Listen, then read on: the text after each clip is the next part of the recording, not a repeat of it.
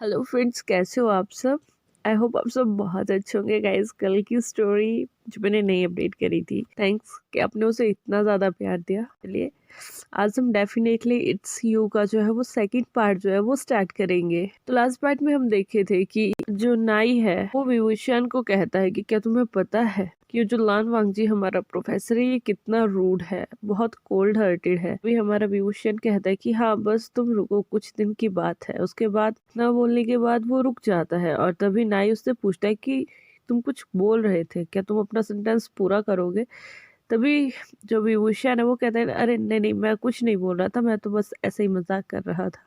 तभी जो हमारा वांगजी है वो उन्हें देख लेता है कि वो दोनों बातें कर रहे हैं और वो विभूषण को कहता है कि क्या कोई बात है, तुम्हें कुछ पूछना है। अभी विभूषण पहले तो उसके दिमाग में कुछ नहीं आता, फिर वो कहता है कि हाँ मुझे बुक्स के बारे में जानना था। तभी जो हमारा वांगजी है वो कहता है कि ठीक है, बुक्स तुम्हें यूनिवर्सिटी की तरफ से ही प्रोवाइड करवा दी जाएंगी और अगर कुछ तुम्हें नहीं मिलेगा तो तुम उसे लाइब्रेरी से जो है वो ले सकते हो। आज का फर्स्ट लेक्चर तो उनका बातों में ही निकल जाता है।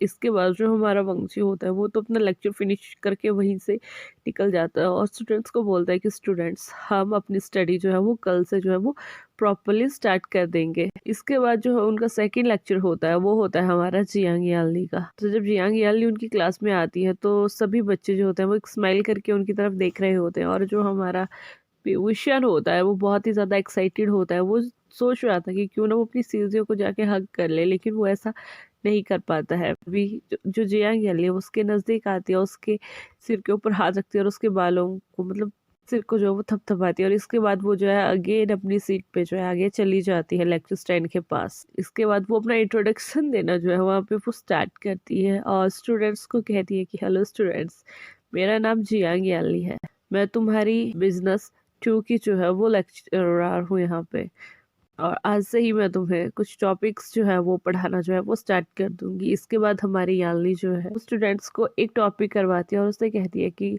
जहाँ भी कुछ दिक्कत होगी तो मुझसे पूछ सकते हो और रही बुक्स की बात, वो आपको प्रोवाइड करवा दी जाएंगी और जो बुक आपको प्रोवाइड नहीं होती है या आपको लगता है कि आपका सुटेबल कंटेंट नहीं है वहाँ पे, तो आप लाइब्रेरी से भी उस चीज़ को जो है वो परचेज कर सकते हो। इतना सुनने के बाद जो सभी स्टूडेंट्स हैं वो नोट करते हैं, लेकिन तभी उनका लेक्चर जो होता है वो ख़त्म हो जाता है और सभी स्टूडेंट्स जो हैं उस रूम से जो है वो बाहर जाना जो है वो स्टार्ट कर देते हैं। लेकिन यालनी अभी वहीं रुकी होती है और उसको देखने के बाद जो हमारा विभूषण है वो भी वहीं रुक जाता है। जब सभी बच्चे वहाँ से चले जाते हैं तो सिर्फ विभूषण और नाई सेंग जो थे वो वहाँ पे बच जाते हैं। तभी विभूषण जो होता है वो अपनी सिस्टर से कहता है कि मैम व्हाट्स हैपन, क्या कोई बात है। तभी जो जियांग याली होती है वो उसके पास आती है, उसके फेस के ऊपर अपना हाथ रखती है और उसे कहती है कि आशिंग तुम्हें यहाँ कैसा लग रहा है।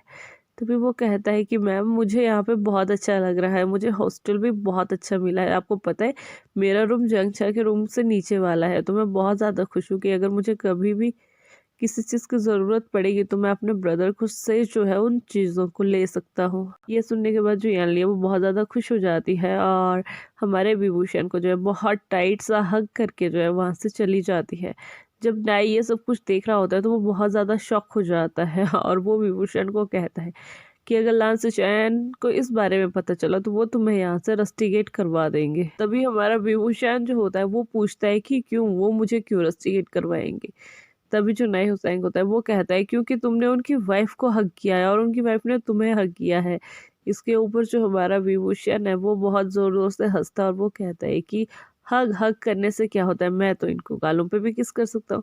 जब नाई ये सुनता है तो वो बहुत ज्यादा शौक हो जाता है और विभूषण जो है वो हंसने लगता है। कुछ समय के बाद जो हमारा विभूषण है वो नाई को बताता है कि वो उसकी अपनी चीजें हैं। ये सुनने के बाद जो नाई होता है वो बहुत ही ज्यादा हैरान हो जाता है और कहता है कि वाह यार, तुम्हारी सिस्टर बहुत सुंदर है, तुम भी बहुत सुंदर हो, लेकिन मैं तुम्हारे ब्रदर से अभी तक नहीं मिला हूँ। तभी जो हमारा विभूषण है वो कहता है कि मैं तुम्हें मिलवा दूंगा, वो यहाँ पे 3rd ईयर का स्टूडेंट है। तो यहाँ से हमारा सीन जो होता है वो शिफ्ट होता है वांगजी की तरफ। वांगजी अपने ब्रदर से मिलने के लिए उनके कैबिन में गया होता है और वो कहता है कि ब्रदर, विभूषण पहले से भी बहुत ज़्यादा नॉटी हो चुका है, मुझे ये लगता है कि उसे हमेशा क्लास में आगे ही बैठना चाहिए ताकि वो बहुत ज़्यादा शरारतें ना कर पाए और भी स्टूडेंट उससे दूर रहे, क्योंकि अगर और स्टूडेंट उसके नज़दीक आएंगे या उससे ज़्यादा फ्रेंडशिप रखेंगे तो वो फिर उनके लिए कुछ भी करने के लिए उतारू हो जाएगा और वो अपनी स्टडी के ऊपर जो है वो ध्यान नहीं देगा। जब लांस चैन इस बारे में सुनते हैं तो वो ये सारी बातें जो है वो याली के साथ भी करते हैं और याली कहती है कि हाँ, वांग जी सही कह रहा है, मैं नहीं चाहती कि उसकी स्टडी पे किसी भी दूसरे फ्रेंड्स लोगों की वजह से जो है वो अफेक्ट पड़े। यहाँ से शिफ्ट होता है कि जो हमारे विभूषण और नी हुसैन है वो जो है वो लंच करने के लिए कैफेटेरिया में चले गए हैं। वहाँ पे जब देखता है कि विभूषण और उसके साथ कोई एक और बॉय जो है वो लंच करने के लिए आए होते हैं तो वो भी जल्दी से अपनी प्लेट उठाता है और उनके पास जो है वो चला जाता है और कहता है कि क्या मैं यहाँ बैठ सकता हूँ। अभी नाई उसकी तरफ देखता है, लेकिन जैसे ही वी उसकी तरफ देखता है तो वो कहता है अरे हाँ गागा क्यों नहीं, बैठिए ना। उसके बाद वी पूछता है कि क्या आपका टेस्ट हो गया। तभी जियांग जियांग कहता कि नहीं ऐसा कुछ नहीं था, मैं तुमसे मजाक कर रहा था। इसके बाद वो तीनों जो है वो अपना लंच जो है वो इंजॉय करते हैं और तभी जियांग चंग जो देखता है कि मिया मिया जो है वो सामने से खड़े होकर उन्हें देख रही है तो वो उसे भी अपने पास बुला के जो कहता है कि तुम भी हमें ज्वाइन कर सकती हो। इतना सुनने के बाद जो मिया मिया है वो भी अपना खाना लाती है और वही उनके साथ में जो है वो लंच करने के लिए बैठ जाती है। तभी जो जियांग चैंग है वो उन्हें इंट्रोड्यूस करवाता है मिया मिया से। वो कहता है कि ये मिया मिया है, मेरी गर्लफ्रेंड है और तुम्हारी सीनियर भी है और मेरी भी सीनियर है। ये 25 ईयर ओल्ड की है और यहाँ पे 5th ईयर की जो है बिजनेस की हाई उसकी जो है वो स्टूडेंट है। ये सुनने के बाद जो नी मिंगजुए का ब्रदर जो होता है नी हुसैन, वो बहुत ज़्यादा शॉक में आ जाता है। वो कहता है कि यार मेरे साथ तो आजकल एक लड़की नहीं पढ़ती और तुम्हें ओल्डर मिल रही है, वो तुम कितने लकी हो यार। में जब वो सारे बातें कर ही रहे होते हैं कि नी मिंगजुए भी वहाँ आ जाते हैं। जब वो नी हुसैन को उन सभी बच्चों से बात करते हुए देखते हैं तो वो बहुत ज़्यादा खुश होते हैं। लेकिन यहाँ पे दूसरी साइड जैसे लान चिचैन जियांग याली जो है वो सारी कैंटीन में देख लेते हैं, लेकिन वांग जी अभी तक कैंटीन नहीं आया होता है। कुछ समय के बाद जो हमारा वांग जी है वो भी कैंटीन में जो है वो एंट्री करता है। गाइज यहाँ पे जितने भी स्टूडेंट्स थे, जितने भी टीचर्स थे, उन सबको कैंटीन में ही खाना खाना पड़ता था। तो जब हमारा वांग जी जो है वो गेट से एंटर होता है तो उसकी सबसे पहली नज़र जो होती है वो भी वुशियन की तरफ जो है वो चली जाती है। तो जब वो देखता है कि उसके में कोई बैठा हुआ है, वो बहुत ज़्यादा बातें कर रहे हैं, तो अपने डेस्क पर जाने की बजाय जो हमारा वांग जी है वो उसके पास जाता है, उससे कहता है कि खाते समय बात करना प्रोहिबिटेड है, क्या तुम्हें याद नहीं है। तभी जो हमारा विभूषण है वो कहता है तो क्या हो गया, मैं बात ही तो कर रहा हूँ। तो इतना भी वो बोल ही रहा होता है कि उसे खांसी जो लगना होता है वो स्टार्ट हो जाती है। कुछ समय तक फिर उसके बाद जो चंग होता है वो उठता है, उसकी बैग को रब करता है और उसे पानी पिलाता है। तभी वांग जी दोबारा कहता है कि मैं इसी चीज से बचने के लिए तुम्हें ये कह रहा था कि खाते समय बात मत किया करो। इतना कहने के बाद जो वांग जी है वो वहां से चला जाता है। तभी नाई जो है वो अगेन स्टार्ट हो जाता है कि भी भाई, मैंने तुम्हें बोला था ना, ये बंदा बहुत कोल्ड हार्टेड है, हम इसे कभी भी मेंशन नहीं कर सकते। इसकी सूखी धरती पे कभी भी फूल नहीं निकलेंगे, ये ऐसे ही बंजर रहेगा। तभी विभूषण कहता है कि नहीं, एक दिन मैं इसकी बंजर धरती पे पक्का फूल खिलाऊंगा और ये मेरा तुमसे वादा है और तुम्हें चैलेंज भी है। इतना सुनने के बाद जो न्यू सैंग है ना वो हंसना स्टार्ट कर देता है और वो कहता है कि ब्रदर, तुम्हारी हार तो डेफिनेटली ही मैंने पहले ही लिख दी है, बट चलिए देखते हैं कि आगे क्या होता है। इसी तरह से गाइस उनके कुछ दिन और निकलते हैं और जो हमारा विभूषण होता है उसके बिहेवियर में कुछ भी इम्प्रूवमेंट जो थी वो नहीं आई होती। वो क्लासेस में बहुत ज़्यादा बातें करता था, लेकिन जब भी टीचर्स जो थे उससे किसी चीज़ के बारे में पूछते थे तो वो उसका एक्यूरेट जो था वो जल्दी से जवाब दे देता था। लेकिन जब वांग जी की लेक्चर होता था तो वो काफ़ी टाइम तक जो था, मतलब कुछ समय तक जो था, बहुत अच्छे से सुनता था उसकी क्लास, उसके नोट्स बनाता था। लेकिन जब एंड ऑफ द क्लास होने लगता था तो वो खुद को बोर बोर महसूस करता था और वो हमेशा जो है वो नई को ये कहता था कि मेरे लास्ट वाले नोट्स जो है वो तुम बनाओगे। और इस बारे में जो लान वांजी को भी पता था, बट वो कभी कुछ कहता नहीं था क्योंकि उसे ये पता था कि ये दोनों साथ में बैठकर ही स्टडी करेंगे। इसी के साथ कुछ दिन और निकलते हैं और वहाँ पे अब एंट्री होती है हमारे वैन क्लैन की, जिसमें वैन चो, वैन रूहान, वैन निंग और वैन शिंग चारों जो है वो सीजी यूनिवर्सिटी पे जो है वो पढ़ने आए हुए होते हैं। सेकंड राउंड काउंसलिंग के स्टूडेंट्स होते हैं जिनका भी सभी टीचर्स जो है वो बहुत अच्छे से जो है वो ख्याल रखते हैं।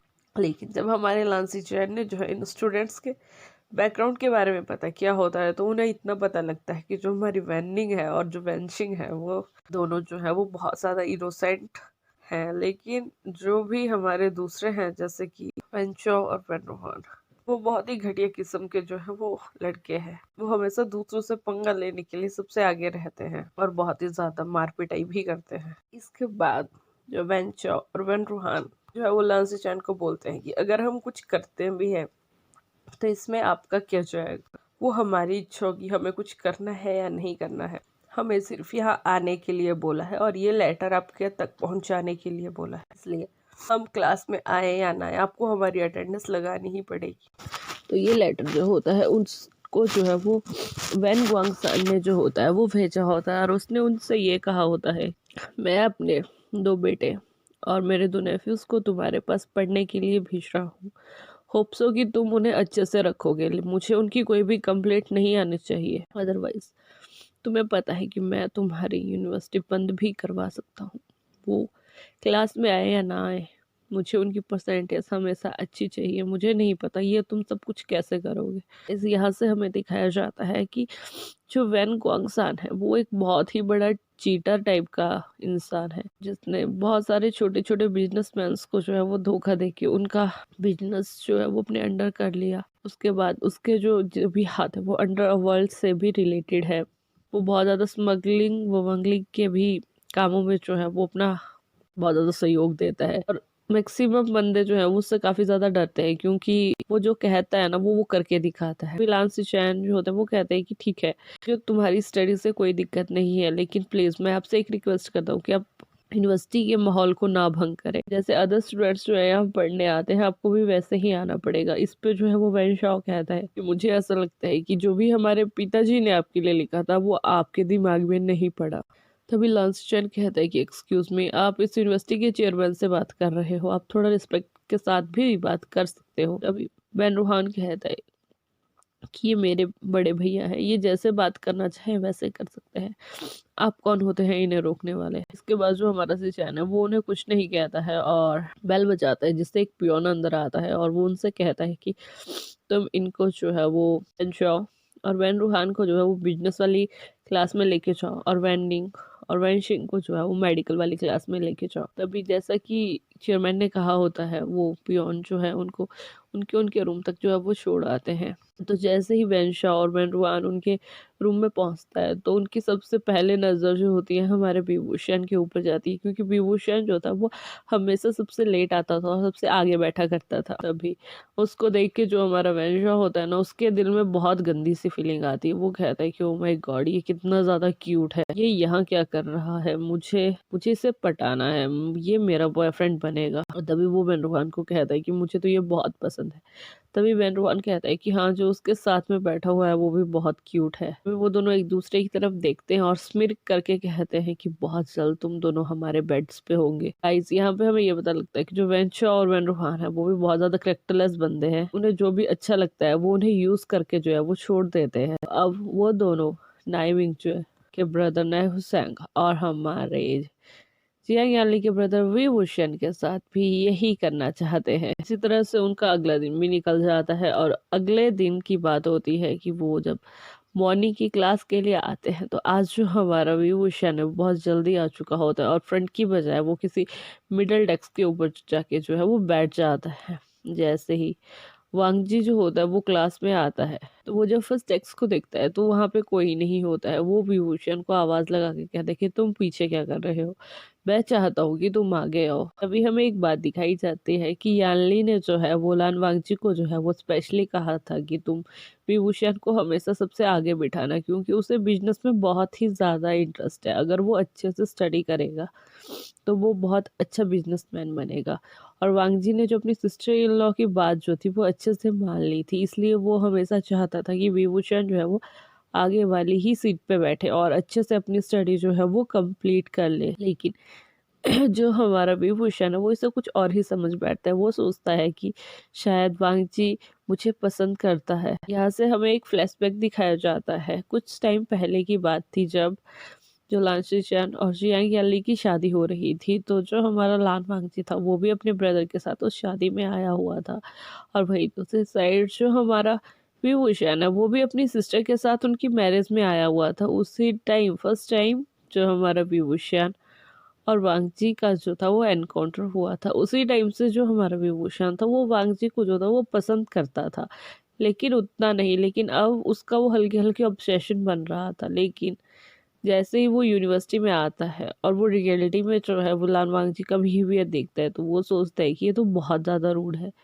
लेकिन फिर वो सोचता है कि तुम क्या सोचते हो वांगची, तुम इतने ज़्यादा रूड हो, मैं भी बहुत कॉटन की तरह सॉफ्ट हूँ और मुझे पता है तुम्हारा हार्ट बहुत सॉफ्ट है, और मैं तुम्हारा ये नेचर जो है वो बाहर ला के रहूँगा। होप सो गाइज आपको मेरी ये स्टोरी अच्छी लग रही होगी। गाइज अगर आपको अच्छी नहीं लग रही होगी तो प्लीज़ आप बता देना, मैं इसे और इफेक्टिव करने की कोशिश करूँगी। थैंक्स, आप मेरी आवाज़ के साथ एडजस्ट कर रहे हैं। और मैं बहुत जल्द आपके लिए थोड़ी लंबी वीडियो लाऊंगी। एक तो नेटवर्क प्रॉब्लम होता है, दूसरी मेरी भी तबीयत ठीक नहीं है, इसी वजह से मैं बहुत छोटी वीडियोस बना रही हूँ। चलिए बहुत बातें होगी, आप अपना ध्यान रखिएगा। Bye bye, take care.